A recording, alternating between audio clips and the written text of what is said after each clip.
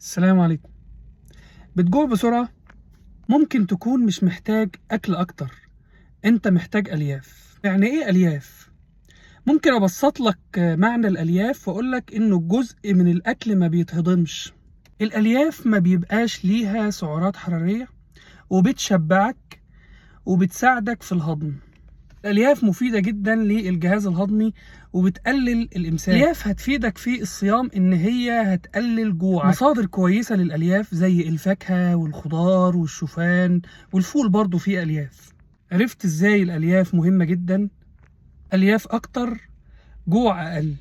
ملحوظة أخيرة إن الناس اللي عندهم مشاكل في الجهاز الهضمي الألياف ممكن تعمل لهم مشكلة، فلازم حضرتك تستشير الطبيب عشان تعرف هل الألياف ممكن تعمل لك مشكلة ولا لأ. تابعونا وبكرة إن شاء الله هنعرف الفرق ما بين الجوع والعطش.